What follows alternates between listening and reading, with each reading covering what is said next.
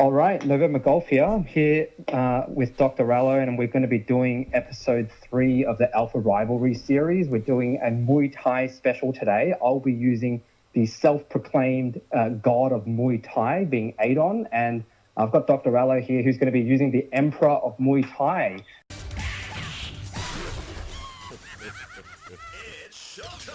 So, Dr. Rallo, what are your thoughts on this matchup? Yeah, this is going to be an interesting one. I think so far most of the characters we've played, so the Sakura, Korean, they both have a lot of similarities in terms of their speed, their range, their hitbox sizes, their pokes and whatnot. And Ken and Ryu obviously have a lot of similarities, just being the fact that they're both Shotos. I think this is a good chance for us to really explore a couple of characters, these two rivals, which are actually I feel quite significantly different from one another. So I think this is where we'll actually have an episode where we really start exploring significant changes in mentality when we're playing these two characters, and that will be quite interesting to see them face off against each other too. Yeah, definitely. And I think even in exploring the frame data and the hitboxes of the characters, like we'll be able to see even in the design of the characters that they're designed to operate and be played very, very differently. Yeah. So I guess we'll start with Sagat. I mean, what are your thoughts on him in general? And if you want to just start talking about his general sort of a footsie game or just him as a character. Yeah, I think I'll probably speak a little bit. Just this is my take on it. I just feel like Sagat, he, I feel he's probably most effective in the kind of mid range, just outside of his the normal poke range, because I find a lot of his attacks have got a lot of particularly a lot of his good pokes, like his crouching heavy punch and his standing medium kick. Those work they're very quick. They come out very, very quickly. And the crouching heavy punch, it also hits on counter hit as well, which is a knockdown on counter hit, which I find is really, really good. So try to establish where he can use that just outside of maximum range. If you get it, I think if they get too close, Sagat doesn't have a lot of really big bread and butter combos that can really knock them down and push them back into that zone. So I feel having him around that sort of mid range zone is really, really effective. And I feel a lot of his game plan, particularly in Viism, is to keep establishing that range until you can force them to jump, and then when they jump, that's when you can take advantage of it and use a VC, a variable combo, to really capitalize on the damage. And I'll talk about his VCs and whatnot in a little bit more detail later on. What are your sort of thoughts on that? Would you agree with that as well? Yeah, a lot of the points I definitely agree with. The crouching heavy punch, maybe it's worthwhile talking a little more about that at the moment, because that is definitely characteristic of a Sagat player. Like, it's I would say his most valuable and most powerful tool. And I mean, signature move, sorry. I guess you could say. Yeah, definitely a signature move, a punch in the face. Yeah. As Or punch in the groin, so to speak. Oh, punching the yeah, true. He's crouching. Yeah. Yeah, even that counter hit noise that happens, like it's just so fitting for this move. Like in a lot of Sagat matches, you just see this move land so many times on counter hit. It's just ridiculous. And it's strange because when we look at the frame data, there's only, I mean, it has five active frames, which isn't particularly long, but it only has 8 frames of startup, which is quite quick for a heavy attack. And I guess that's what makes it so effective. You've got this powerful move that does a lot of damage, and it comes out very quickly, and it often catches people. Actually, it's worthwhile talking about the priority system as well. Like the heavy attacks typically out-prioritize the lighter attacks. And so I guess even when the lighter attacks come out at the same time as this crouching heavy punch, you'll find that your crouching heavy punch will actually out-prioritize them, and you'll land a counter hit and score extra damage. And if we also look at the hurtbox, he's got this hitting range that is actually significantly outside of where he can be hit. So that alludes to the importance of what you said, using it at that maximum range, because that is a distance at which you can hit but not be hit. Yeah. And yeah, And I think that's probably the biggest take home message from that. Like a lot of his other pokes as well. Like he does have decent pokes in his standing medium kick as well. But his standing medium kick, the hitbox itself, is within his own hurt box, whereas the crouching heavy punch, the hit box is actually outside of his own hurt box. So that means he can create damage in an area where he himself can't even be hit, which is why that move is that crouching heavy punch is just so incredibly effective. And as you said, it really, I mean, like for an effective Sagat play, I think you'll be seeing a lot of that being thrown out. So yeah, definitely agree with that point. yeah, and I think shortly after it'll be good to sort of quickly compare the crouching heavy punch and the standing medium kick. But just before we go on that, because you mentioned that it's not good for Sagat a lot of times when opponents actually get up close. I found that like sometimes for me when I use Sagat, I don't claim to be very good with him, but yeah, like I found that throwing that that crouching heavy punch even at close range is often a decent way of knocking them outside of that zone, or sometimes using some light attacks that then are followed up by that crouching heavy punch. Have you found that to be somewhat effective in that close game? Like, how do you deal with that close game if it's so disadvantageous? It's not so much that it's completely disadvantageous. It's just like he's definitely shines more in the mid range because of the fact that he can take advantage of the crouching heavy punch. But it's like a lot of the other characters, like if you take Sakura for example, if you're in the close range, you've got incredible really damaging combos that can be used. Like her going back to episode 1, her crouching light kick, standing light kick into the uppercut.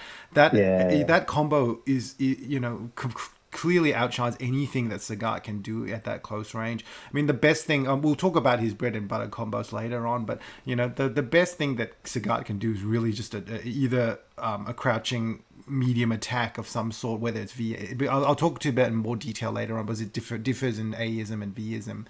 But if you're up close, you really have got a crouching medium attack into some sort of special move, and often that's going to be if you're aiming for a tiger knee. You're looking at if you're looking at a knockdown, then you're trying to do a tiger knee, and if you want to have anything else that does a bit more damage, like a tiger uppercut, you can't even use the medium kick. You have to use a light attack to cancel into the uppercut, and that doesn't really give you a lot of ability to verify that combo either. So you really have to look for major openings to be able to use it. Like Sakura, you can throw out those rapid fire light attacks, those chain attacks, and then as soon as you see them hit, then you can cancel into a special move. Whereas Sagat doesn't have that liberty. You really pretty much is you assume you've got the opening, and then you chuck the special move out, in hopes that it's going to hit, but you don't have a chance to react to it. So therefore, I still feel like he doesn't shine as well in close range as many of the other characters, which have a whole lot more options. And yeah, sure, look, a lot of other characters don't necessarily have chains, so to speak, into special moves, but they can still at least cancel into supers. At least they'll be able to link maybe two normal moves into a super, whereas Sagat doesn't even have that option either. So then he becomes even less viable in Aism and Xism as well. So that's why I still feel like, as much as he it's not as if he doesn't have any options up close. He definitely has he's got greater potential and greater strength at that, just outside that norm, that within that poke range, just outside that poke range, which the mid range I find is probably where he shines the most, and which is why I tend to try to keep my opponents when I'm playing Sagat in that range, in that area. Yeah, I'm wondering if you can talk a little more about that range in a second then, just because what I'm guessing you're alluding to is that in that range, yeah, I mean, yes, you can play in the short range, but one, you don't have any good knockdown and verifiable combos to achieve those. I mean, you could probably do a tiger knee combo, but it's quite difficult to land that reliably. So basically, you're looking at establishing that mid-range where you've got that very advantageous hitbox, hurtbox of the crouching heavy punch and trying to land a lot of those on counter hit. I'm guessing perhaps also he's standing heavy kick as well. So using these heavy blows from long distance to try and land as many of those without, I guess landing more than you're getting hit, or at least relying on the fact that he does so much raw damage. So hitting and getting hit a little bit, but landing more damage. And then also perhaps setting up situations where you can land his VC. Is that sort of where you're going with establishing this range? Yeah, I mean, look, a lot of it is, so the reason why I think that's establishing that range is useful because in terms of playing footsies and whatnot, his this crouching heavy punch, as you said before, so accurately, it does come out very, very quickly. And his active frames, even his recovery isn't that long for a heavy attack. And so therefore, it's very hard to punish. You have to be very good at punishing a missed poke to play good footsies against Sagat as well, because most of the times you'd be to punish it, you'd be trying to step outside of it, trying to bait Sagat into throwing that attack and then punishing that heavy punch with one of your own pokes. But because Sagat's hitbox extends, is actually closer to his elbow, not doesn't really go all the way to his his fist, it is very, very hard to actually punish that. And by the time the active frame, the active part is over, his hitbox is actually retracted as well, making it very, very hard to hit him out of it. That's why I feel he works really, really well at that range. You mentioned his standing heavy kick. Yeah, his standing heavy kick, I think that's probably used more to clip the opponent if you're predicting they're going to jump. So in terms of the hitbox itself, I don't find the hitbox is absolutely fantastic. He still has his hurtbox. His hurtbox is still massive for that kick. But if you catch the opponent, if you're assuming they're going to jump, you can actually catch them, clip them as they're rising from the jump. And that, because it comes out pretty quickly, it's also fairly effective as well. But I still think the mainstay of a lot of his pokes really come from a very quick standing medium kick, which can even, if you hold the button down, you can actually, in Vieism, you can actually cancel. It will actually not even do, it'll be like a feint, like a fake move. So, How so? How so? Like, as in you're pressing standing medium kick and then immediately cancelling it to VC. Is that no. So if you just press back and heavy kick and you back and medium kick and you hold the medium kick won't come out. So it's kind of one of Sagat's little tricky things. He can it's almost like a fake fireball that Ryu can do.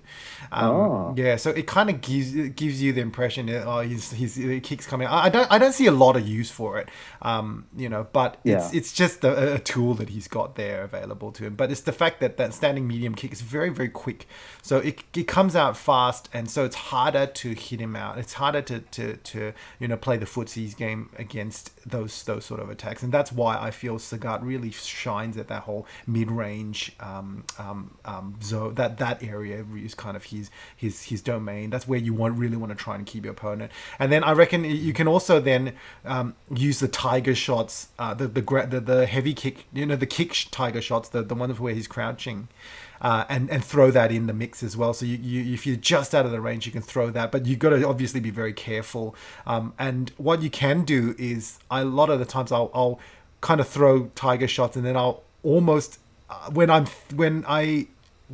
getting the opponent almost getting to the point where they think I'm going to throw a tiger shot, I'll throw out a crouching light punch or something instead and bait them into jumping, and that then leads me to be able to anti-air. Particularly in Vieism is really useful to use his VC, because if you are able to land his VCs, you get major damage off that, and particularly if in vanilla where the crouch cancels are effective, you've got the ability to set up things like infinites and whatnot as well, which is definitely a lot easier on player one side as well.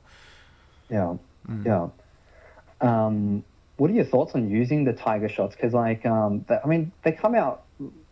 They're pretty fast projectiles, but at the same time, they seem so they seem so dangerous to use. Like, how do you like to use them? And do you like? I've found that what's sometimes useful is like really being tricky and mixing them up. Like, I think the low ones tend to be more effective, but then sometimes throwing out a surprise high one really throws off people. What have you found? Yeah, I mean, I think a lot of it is just trying to avoid the predictability. I mean, obviously, the tiger shots, they don't do a lot of damage, but they are definitely a very, very useful mind game, because if you keep throwing them out, and then you're essentially outside of their poke range, and then that will trigger a lot of people to want to jump.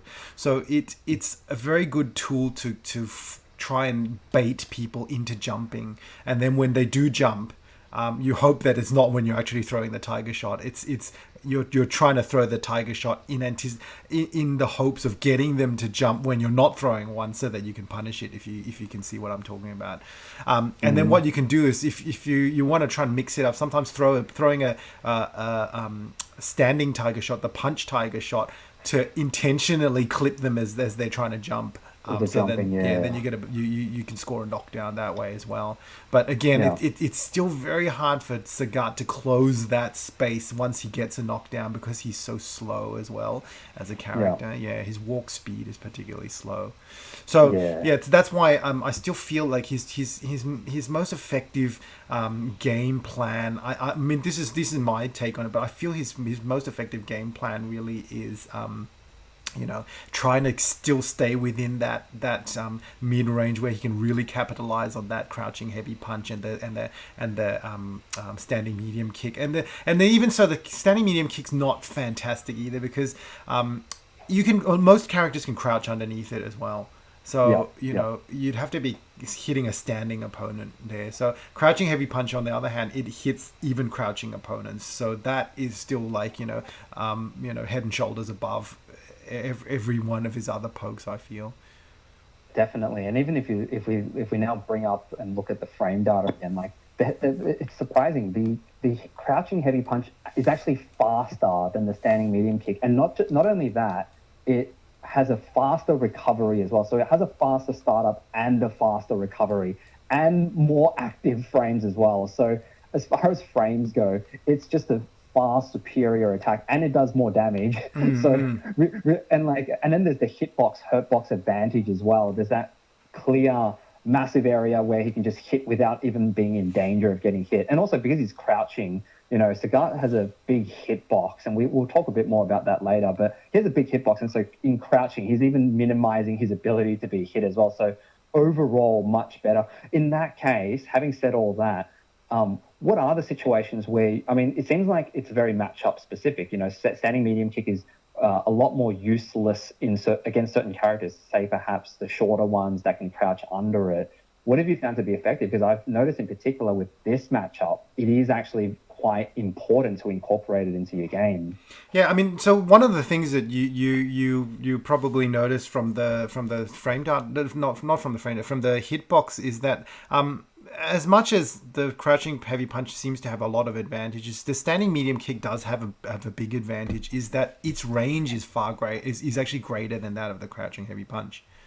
So therefore, if you are playing the footsies and you see a whiffed attack, and you can tailor the attack that you're going to use based on ranges. So if an opponent is standing further out of your normal attack range and they whiff an attack, then you probably use the standing medium kick as the way to punish that missed attack, rather than using the crouching heavy punch, which is not going to get far enough. So there are situations where that the crouching heavy punch, is not going to be as effective. You want the range. So and so, for example, like Adon likes to use moves where he does a Jaguar kick, where he uses that to quickly close the distance.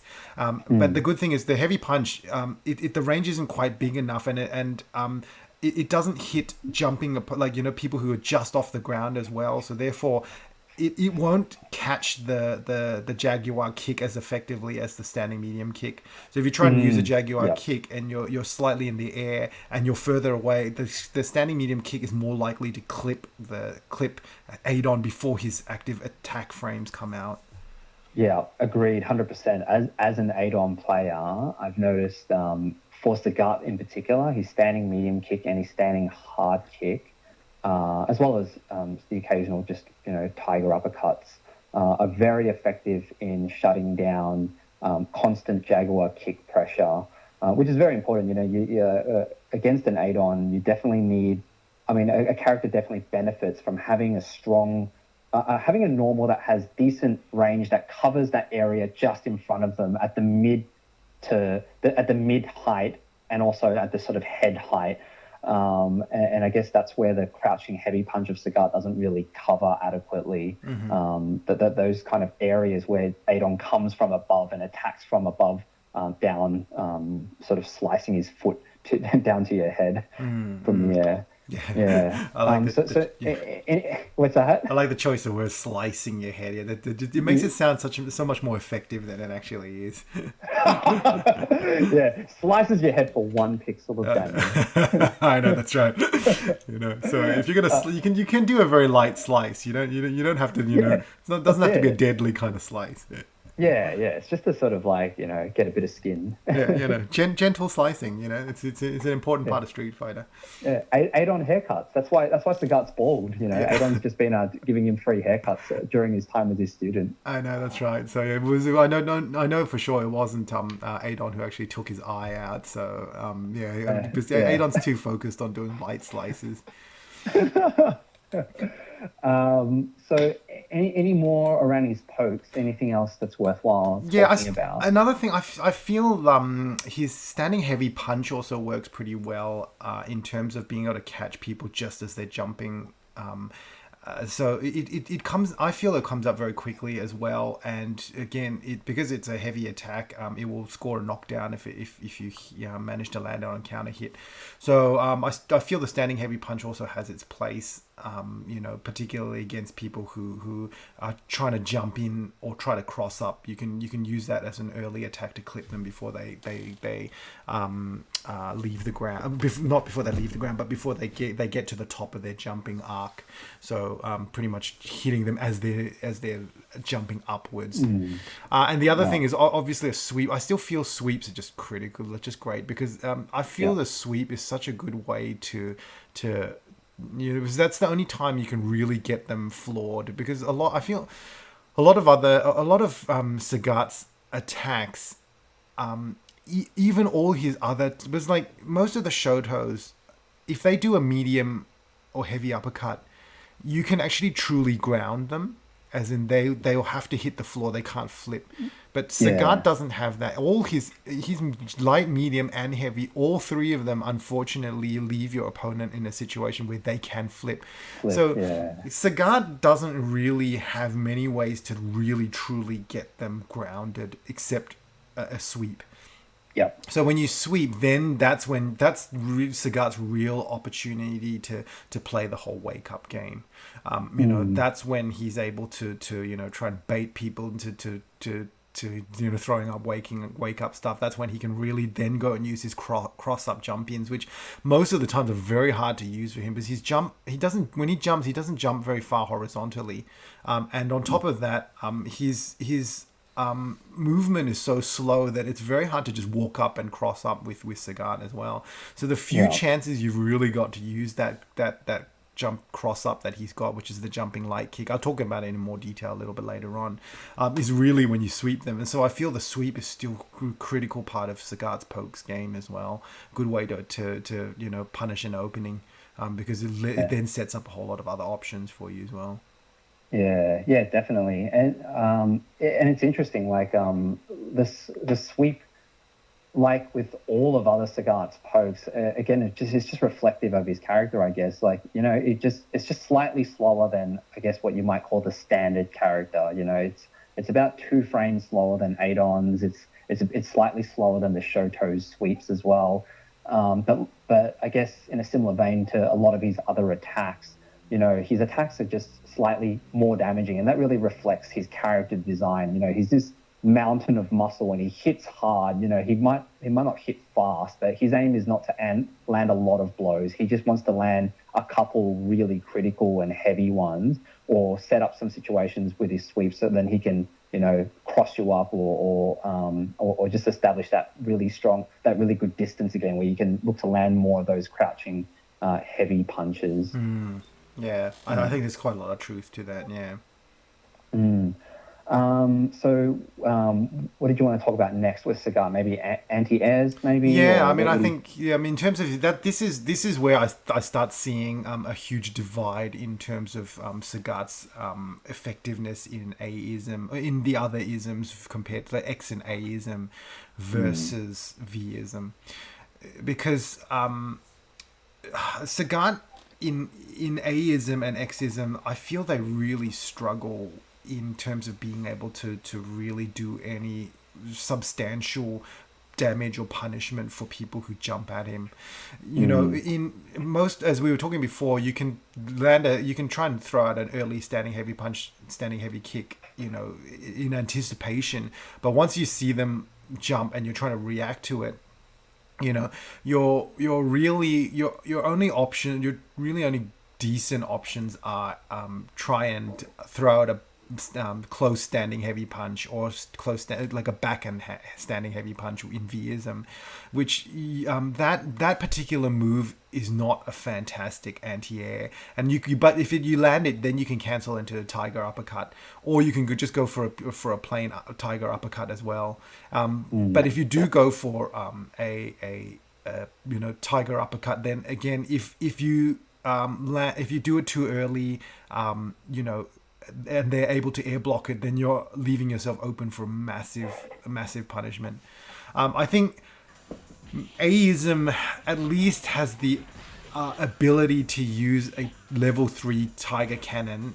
His quarter circle mm, forward, double quarter circle forward with a heavy punch, as a anti-air, and it does decent enough damage because he's got a bit of invulnerability, so he can blow through it, and it does pretty decent damage. But it's a level 3 super. You're trying to use a level 3 super as an anti-air, and that's never going to be it's not going to give you. You're not going to have a lot of opportunities to use it, so to speak.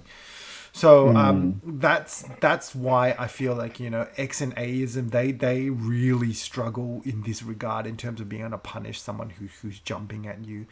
Now Mm, Vism, on the other hand, Sagat's most effective most of the times with his Vism, you're going to really be trying to utilize it in a way such that you can use his VCs as an anti-air. So mm, people jump in at you. You can either use VC2 or VC3, so medium punch, medium kick, or heavy punch, heavy kick, and then go into his anti-air VCs, which is to either start with a standing back and heavy punch going into a medium tiger uppercut, or just going straight into a light tiger uppercut, and then going into his punch tiger knee cycle until you hit the corner. So and that is probably one of the easier ones to pull off, one of the easiest VCs you can pull off as well, and it does yeah. substantial damage as well. So that's a great punishment for someone who jumps at you. You can easily drain off a full meter. I reckon you're looking at 60 to 70% life lost there. Just from Yeah. that VC. Yeah. Yeah, really damaging. And like you said, really easy. I think his was the first VC I actually ever learned, just to sort of ease into it. And it's definitely very simple. And Yeah. it's I guess it's quite satisfying when you're just starting to learn these and to be able to just land this combo that does like 60% of someone's life. Yeah, I know. So easily, it's just this brute force standing heavy punches followed by these constant tiger knees forward. You mentioned you can use VC2 or VC3. Have you noticed any difference between them when you might use one over the other? Yeah, I mean, this is so VC2 gives you advantages in that when you get to the corner, your shadow will actually be hitting them at the same time. So that means you can get a little bit of extra damage using the VC2, because the shadow is also hitting simultaneously. The VC3 and VC2 really comes then down to more if you're playing vanilla only, where you can have the infinite setups, then you're probably going to choose different VC setups. So in VC2, I'm not going to go into too much detail, but in VC2 you can actually just whiff a standing light punch and then start doing the jumping medium punches to set up the infinite, but that doesn't really knock the opponent high up enough to be able to keep juggling the medium punches, and they'll usually drop pretty quickly, and you'll get 9-10 of them before you end up not being able to do any more crouch cancel loops. Whereas VC3 creates a situation where you can do the standing medium punch, double standing back and heavy punch into the crouching tiger shot into a whiffed crouching light punch. It's one of the more elaborate, but the higher the VC you've got, generally the longer the actual setup is to set up the crouch cancel infinites. And because Sagat's one, his most effective the setup that allows him to do them to get the infinite really is VC3. So if you're playing vanilla, then you're probably, and you want to take advantage of that, then you'll really be trying to really push for that as much as you possibly can, using VC3. So the thing is, VC3 then also throws a whole lot of other issues in, because if you're trying to do just the repeated punch into tiger shot, for some reason when you hit the corner you can only get a few of them, a few cycles, whereas the VC2 you can just keep going. I'm not sure what the reason is behind that. Even I've been playing with that for a long time. I don't know what it is. And also VC3, like, it's annoying when you're close to the corner. His shadow gets in the way a lot of the times, and so if you're trying to go for the infinite setups, then you have to use the moves in a very specific way, particularly when you're near the corner, to avoid the way that the trouble that the shadow is going to set up for you. So in most situations, if you're playing upper or max, then VC2 is going to be the go-to. But if you're looking for a situation where you can really capitalize on like touch of death combo with an infinite setup, then you'll probably be using the VC3 activation instead. Yeah. I'm glad you mentioned that weird little. I always thought it was a glitch, or I was wondering whether there was just a problem with me or my execution. So it definitely happens to you as well, where he stops doing tiger shots. I only in VC3. I don't know what. Yeah, VC3. What it is. Yeah, it's so bizarre. Yeah. So I can confirm for me, it's after 2 tiger shots, the third tiger shot will just not come out. Mm-hmm. You end up doing like a standing hard kick or a standing whatever kick you're using. Yep. It just doesn't come out. And so the only way I've found around it is sort of when you're landing the standing heavy punches in the corner, if you have activated VC3 and you need to do the combo and you've got some meter left in the corner, you want to hit that standing hard punch as far from, utilizing the maximum range of that standing hard punch. And that way you do standing hard punch and you whiff 2 tiger shots. So you do 2 iterations. And then on the third standing hard punch, you then just do a light kick tiger knee to propel you slightly forward, but not crossing up. And then you can continue and do another 2 tiger shots, which usually takes you to the end of your meter, and you can finish off with like a tiger uppercut or something. Yeah, exactly. Yeah, and it's a weird glitch. Yeah, that's why VC3 just has a whole lot of like little nuances. If you really want to use it, it does have a little things, and particularly if you manage to hit the uppercut in the corner, you'll find that a lot of the times the shadow uppercut will hit them in very weird way, and then your shadows will also hit them in very weird ways, which can then really stuff it up. So then you have to know little tricks and tips to be able to still continue it. Yeah, I guess realistically, like if you're not looking at doing infinites and you just want reliable and damaging VC to just consistently land, VC2 seems to be the way to go. I agree. Yeah, I've got a question for you actually. So you mentioned briefly about using tiger uppercuts as an anti-air, and like looking at it, it seems like it has similar invincibility frames to the Shoryukens and whatnot.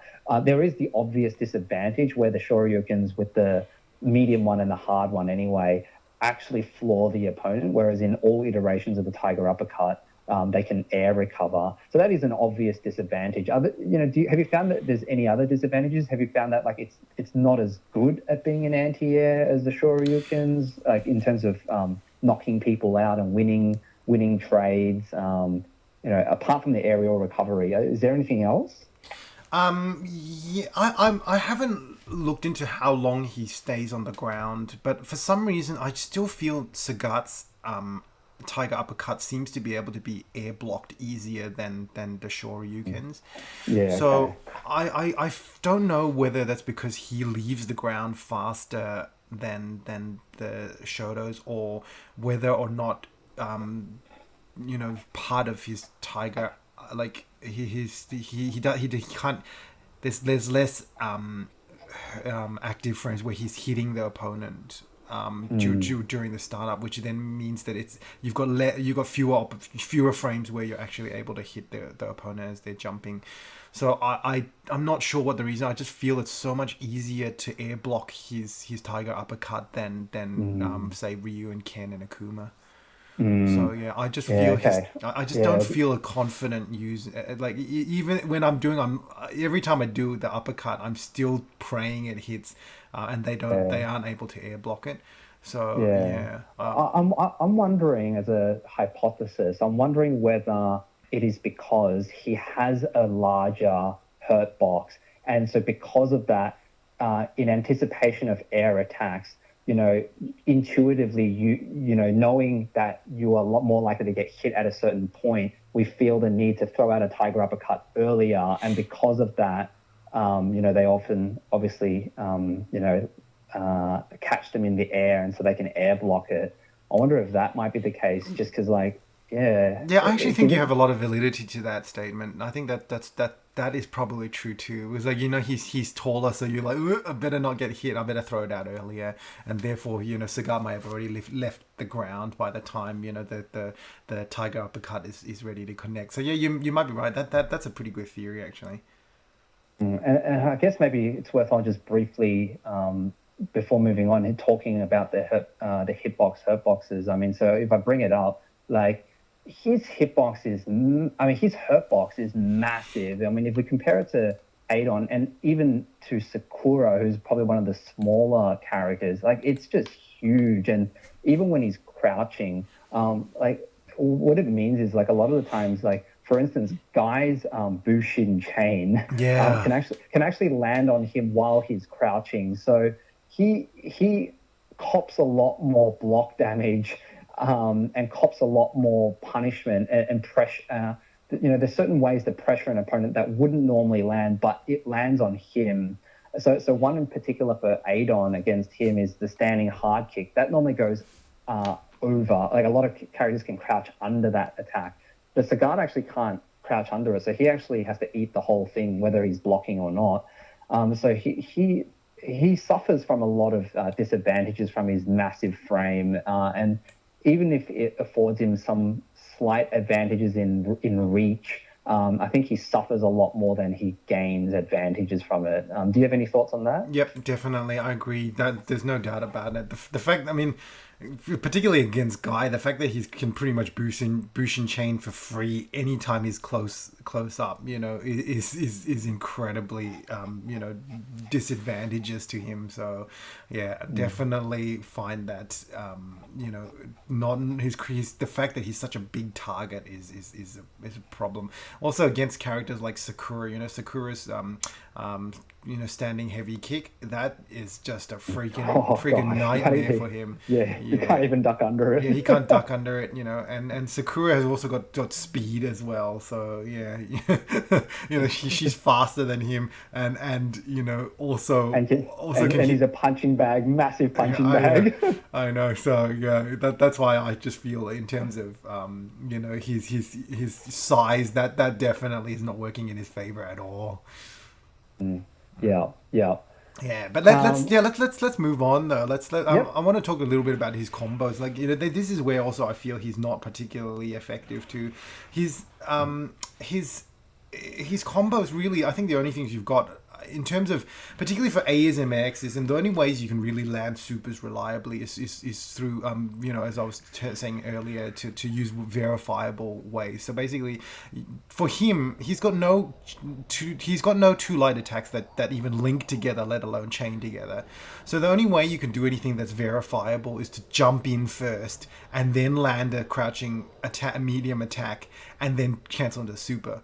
And to make things even worse, in Aism, one of the good things that most characters have is if you do a jump in, you can follow with a low attack immediately after. So then, therefore, the opponent's going to have to block high, then block low to be able to successfully block the thing that's coming next. Well, guess what? Sagat sucks in that regard, because unfortunately, it's a strong word, but he does suck in that regard. In that he unfortunately his in Aism, his crouching medium kick cannot be super cancelled or special cancelled, which is just mind blowing. That means he has to rely on a jump in and then a crouching medium punch to be able to connect a super. I do believe you can do a crouching light kick as well, but the light kick comes out so quickly that your actions, your double circle, quarter circle movement has to be so quick to be able to connect. And I don't know whether it even connects reliably with level 1 supers. I'll have to go and check that out. I remember one, and I remember when I was doing the combo videos. There's certain attacks that I think it's some of his light attacks that don't really link to his supers. If you cancel them afterwards, even if you do cancel. So in terms of his bread and butter combos, really you've got crouching medium kick.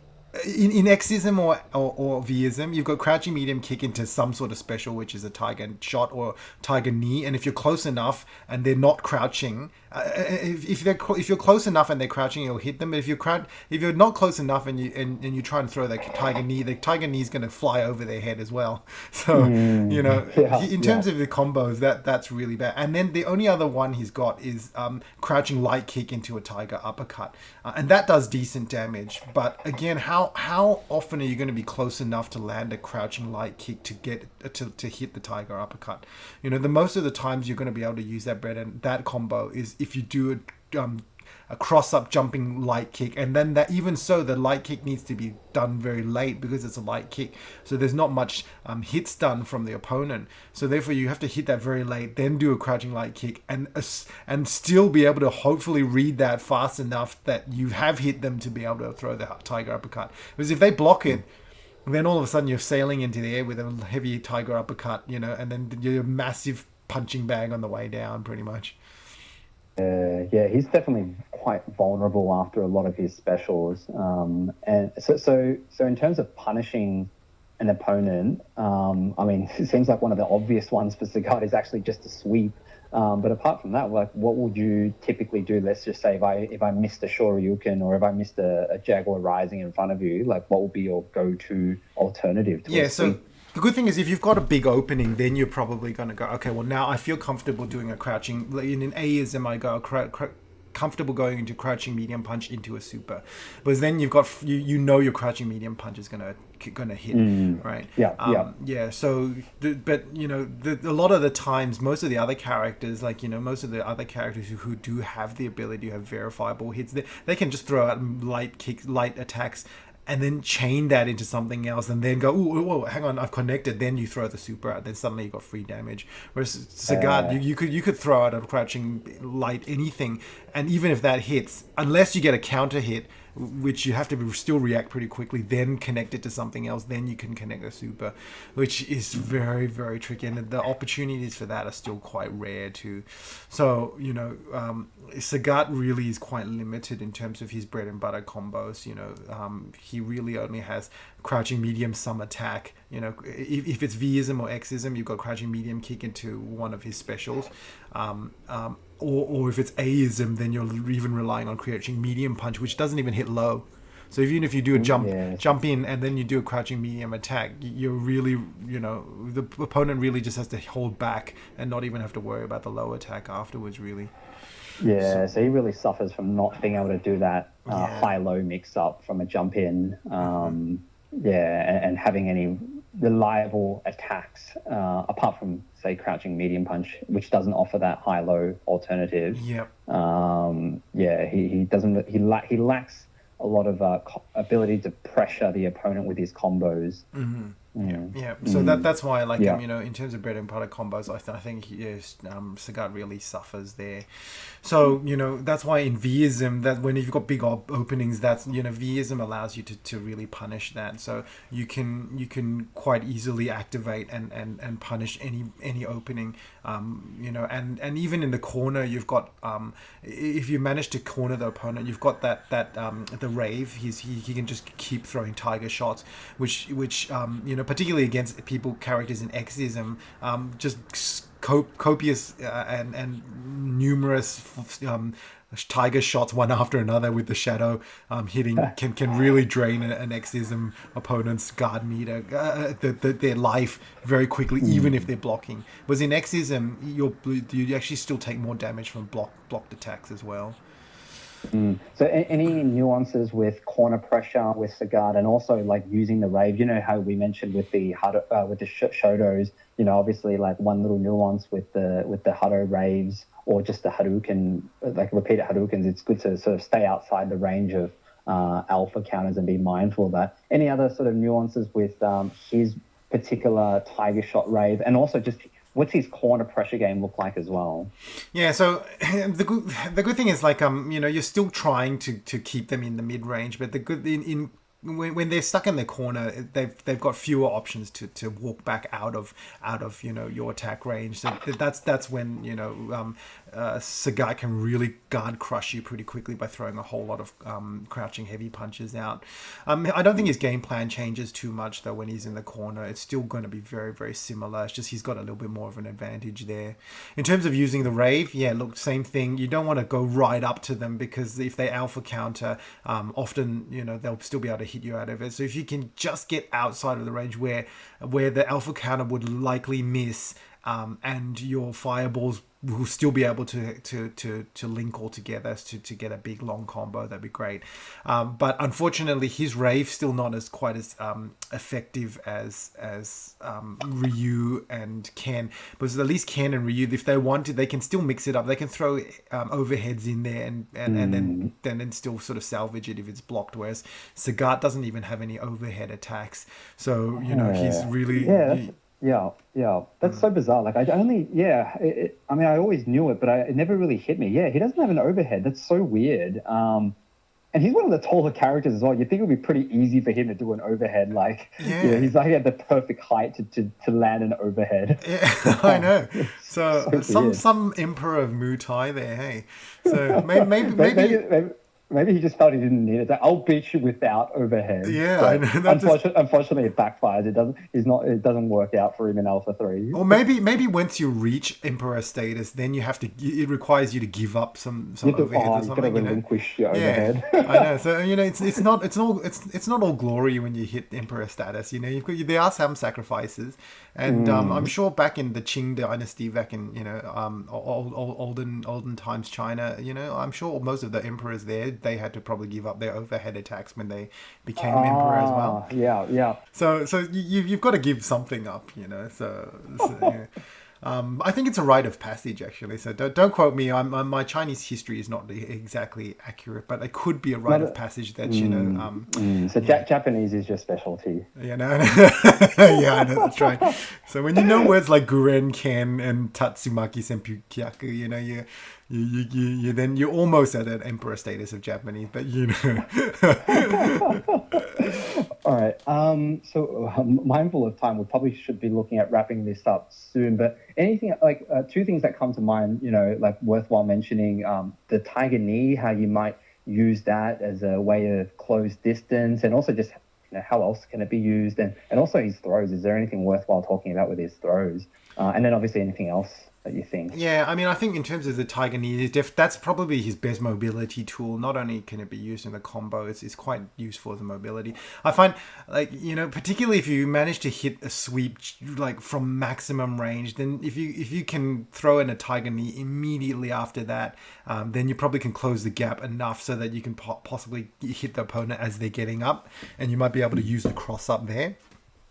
So, yeah, and I so that's why I think the Tiger Knee and the Tiger Knee is also just good to throw out here and there as a bit of a surprise. So sometimes you might want to throw it out during the footsies game so that as they're getting, if they trying to throw out an attack, the Tiger Knee can often clip them just as they're throwing out their own footsies. If you throw the heavy attack, or if you can purposely position your Tiger Knee to miss them intentionally, and then the opponent will then likely try and punish you immediately after. And most of the times, you might be able to throw out an attack that can hit them on counter hit before their attack comes out because it surprised them. Yeah, So, yeah, yeah. yeah.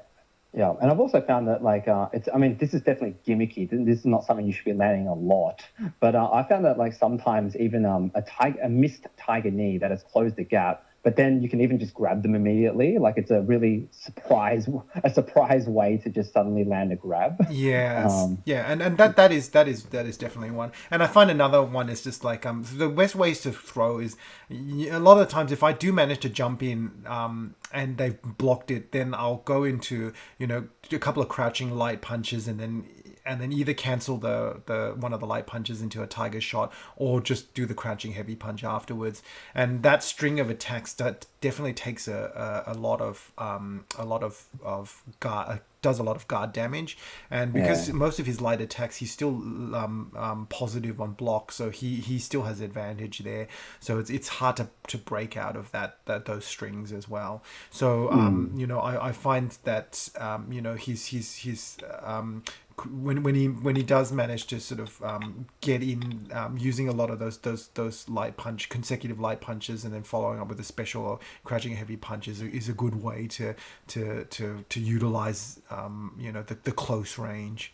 Yeah. And actually, a thought occurred to me as well on the note of the Tiger Knee. Like I've noticed that like you and I mean, we're not particularly strong Sagat. We don't play him that much, but I've noticed that like one area that we kind of lack because we didn't develop it from the start is like utilizing his Tiger Knee as a way to start his VC combo. So activating and then like to punish a poke or to punish a missed special or something like that from far, like about say a quarter of the screen away. You can activate. And like a lot of times from that distance, you can't actually start the VC with his Tiger Uppercut. You might land it, but you won't actually be able to land the rest of the combo. But you can actually Tiger Knee forward and then immediately standing hard punch and then continue the combo from there. But I've noticed that because like you and I haven't really like we've sort of developed our Sagats without that, and then now it's quite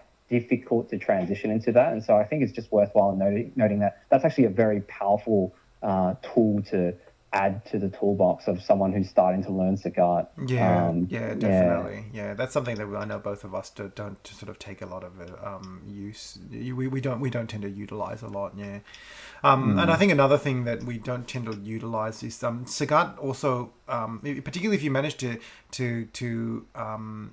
connect, hit the opponent a counter hit or something in the air.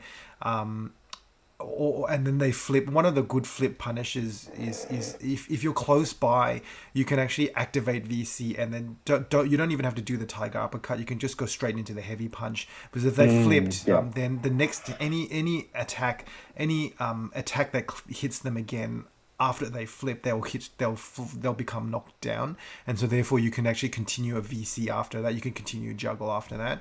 So one of the good flip punishes for a Vism Sagat is again using his VC. You don't even have to throw the uppercut out. You can literally just go straight into the heavy punch.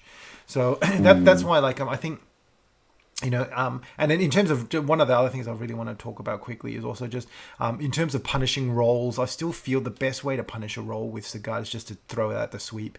As much as he's Yeah. got a whole lot of other options like crouching medium kick into some other special, it's still not as reliable because the roll, if they roll too far and you've done a crouching medium kick, and you're trying to knock down with a tiger knee, then tiger knee might be too far away and may go sailing above their head.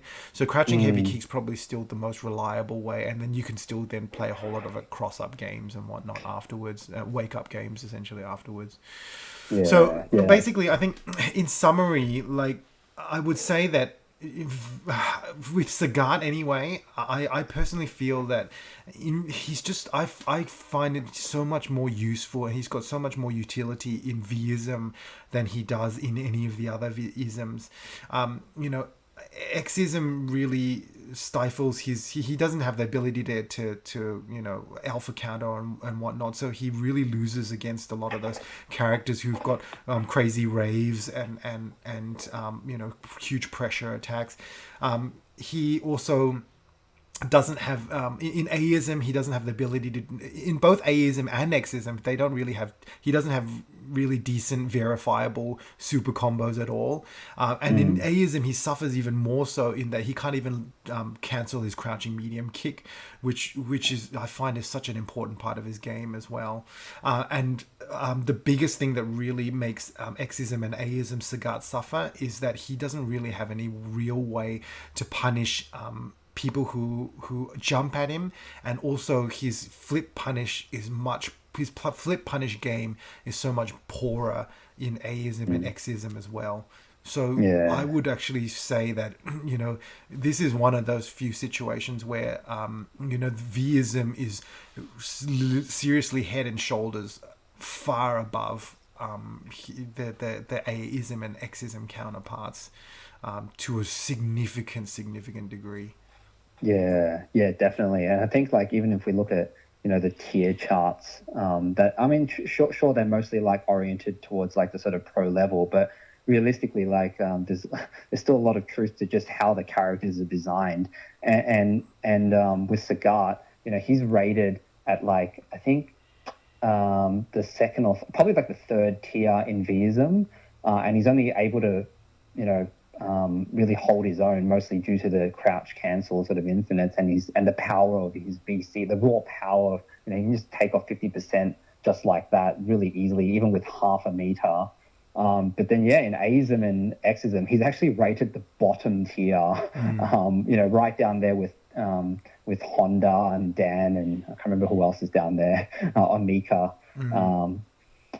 So actually, no, Dan's not bottom tier, but anyways, that's beside the point. But yeah, he's just ranked really poorly in Aism and Xism, so worthwhile learning in Vism, and also because his Vism is actually quite easy to pick up as well. Yep, I agree. So yeah, I think definitely there's a lot of validity and reasoning as to why he sits so low, in the Aism Xism charts, just because of the fact that he's just very, very doesn't have a lot of tools available to him. I think really, I mean, there's obviously a lot that we've covered, but you could some people almost even joke, playing Sagat is really just crouching heavy punches, and like a big part of his game does sort of revolve around that. And particularly if you land a counter hit one in the corner, like you said, you can just activate and then punish half their life, at least, maybe even more, by just starting the VC combo. So in terms of his offense, really revolving a lot around that crouching heavy punch. And then defensively, I think it just really goes to show why he suffers so much as a character. He's just so big. Like, him and Zangief really suffer defensively from that. But at the very least, Zangief seems to have a bit more endurance about him. He seems to have sort of more hit points, or is able to take more punishment. And he also has a lot of scary tools available to him, whereas Sagat really only has his VC. But apart from that, he's just otherwise a sitting duck for a lot of punishment. Any final thoughts on Sagat? Yeah, I think the biggest take or comment on home. those. Yeah, I mean, like, he shouldn't really be throwing tiger shots, but rather because he's a sitting duck, maybe duck shots Duck shots, yeah, instead of yeah. tiger shots. Maybe just quacks as he throws them. Yeah, that might be a good idea. I think, and with that, I think it's a very good way to end the Sagat segment. It's a very fitting end to his detailed analysis. Just the fact that he's a sitting duck and he should be throwing quack or duck shots. Yeah, he can become the new mascot for the Mighty Ducks. Yeah, that certainly works, isn't it? All right, yeah, let's wrap this one up, and then we'll go over to Adon. Fantastic. We'll see you guys in part 2.